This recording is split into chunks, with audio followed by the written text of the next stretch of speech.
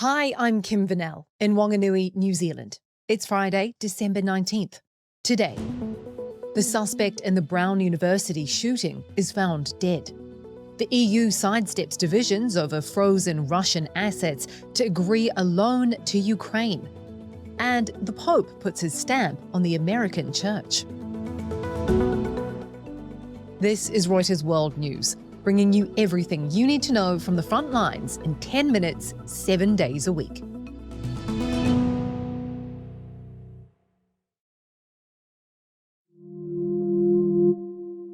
The suspect in the mass shooting at Brown University last weekend has been found dead. Authorities say the body of 48-year-old Claudio Neves Valente, a former Brown student and Portuguese national, was discovered in a storage unit in New Hampshire. Federal agents found Neves Valente dead from a self-inflicted gunshot wound. His motive remains a mystery. 2 students were killed and several other people wounded in the attack. Authorities are also investigating whether Valente also killed an MIT professor in Boston 2 days after the shooting at Brown. European leaders have agreed a $105 billion loan for Ukraine. EU leaders announced the deal, which will see the bloc borrow the money directly from the markets following lengthy meetings in Brussels. Europe Affairs editor Andrew Gray is there and says this plan was a backup after EU leaders failed to agree on an initial plan to use money from frozen Russian assets. The other option was to go and use those Russian assets to fund directly a loan to Ukraine. So that option proved a lot more problematic for various reasons. Most of those assets are in Belgium. Belgium wanted a lot of guarantees, was worried about legal action, was worried about being on the hook for a vast amount of money. And ultimately, other EU leaders weren't willing to give Belgium basically a blank check. The European Union really had to step up here because the Trump administration has made clear it's not funding aid to Ukraine anymore. They continue to provide weapons, but now the Europeans have to pay for them. And for the Europeans, there's been a lot of criticism from Donald Trump recently. And so for them, it was very important to be able to show that they were able to act. Now, it may not feel like it, but according to the latest consumer price report, inflation in the US rose lower than expected in November, with prices going up just shy of 3% compared to the same time last year. But economists warn that the report could be distorted by missing data from the government shutdown. US economics editor Dan Burns has more about some of the wins and losses for consumers. So, Jill, there were some things that moderated, like the cost of housing was the lowest in a couple of years, and that's a big part of everybody's monthly budget. But other things like certain types of food, beef, was still up by double-digit amounts. Coffee is up still nearly 20% year over year. And another big monthly cost, electricity, is up by 7% and rising and doesn't look like it's about to moderate anytime soon.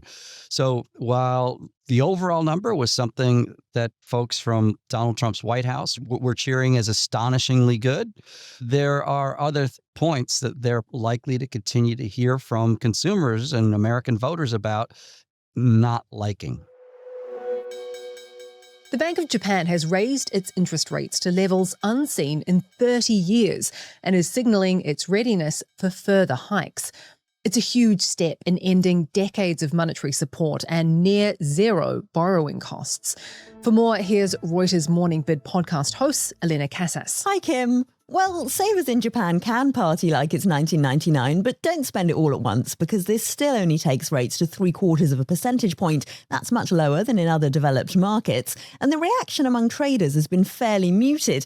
That's because they've been waiting for this rate hike for so long. The economic justification is that inflation in Japan is running about 3%, but that's been the case now for 44 consecutive months. The reason the Bank of Japan has kept markets waiting so long for this hike is the election of new Prime Minister Sanae Takaishi this year. We know that she's in favour of monetary stimulus, and in the past she's said she was opposed to the Bank of Japan hiking rates. So essentially, policymakers have needed to persuade the government, which at the same time is splashing the cash. Takaishi has passed a stimulus package of over $130 billion.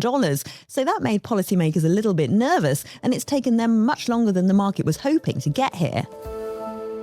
TikTok's Chinese owner ByteDance has struck a deal to keep the app alive in the US. It's forming a joint venture with big investors like Oracle, Silver Lake, and Abu Dhabi's MGX. The new entity will control most of TikTok's American operations, while ByteDance keeps a minority stake. The White House has declined to comment, directing questions straight to TikTok. Sticking with business news, Donald Trump is making a $6 billion bet on fusion energy.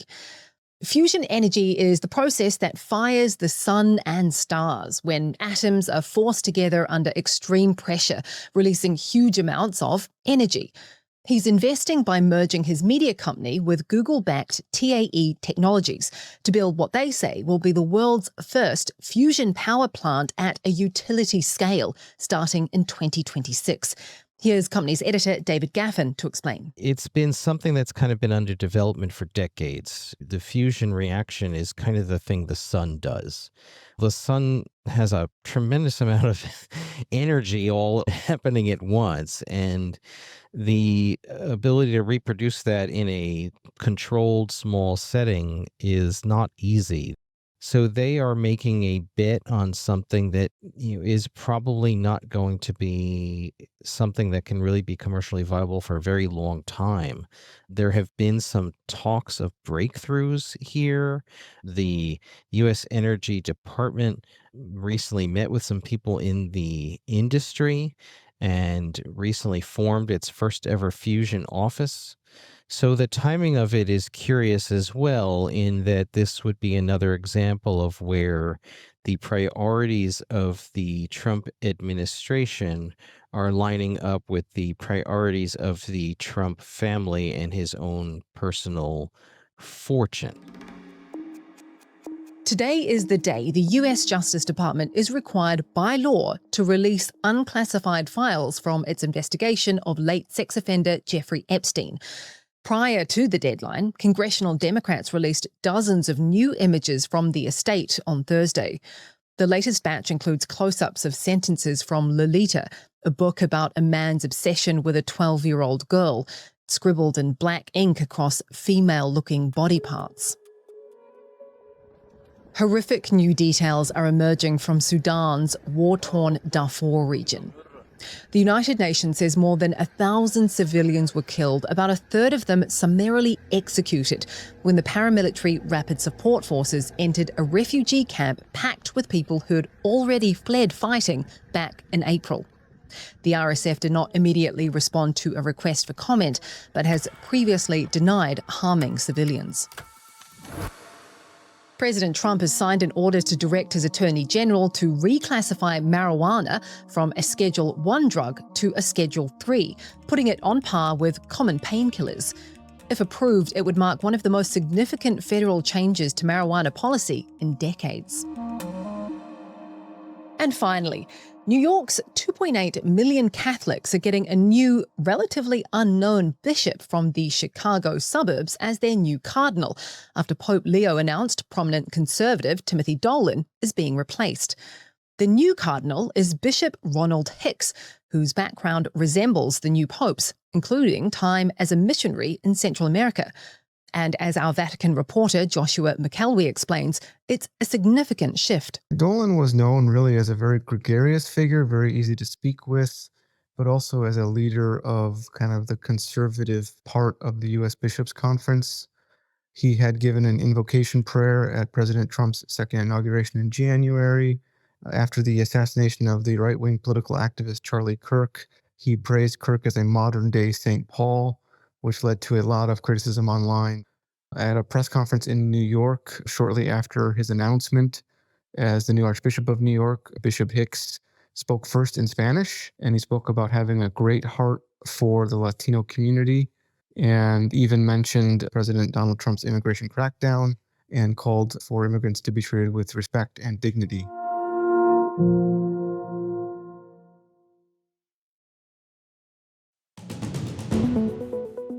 And for today's recommended read, our team brings you powerful images and on-the-ground reporting from Mauritania, where migrants face a police crackdown and rising deportations under an EU migration pact. We'll drop a link to the photo essay in the podcast description. For more on any of the stories from today, check out Reuters.com or the Reuters app. Don't forget to follow us on your favorite podcast player. If you're listening on a smart speaker, just ask for the latest news from Reuters 7 days a week. We'll be back tomorrow with our daily headline show.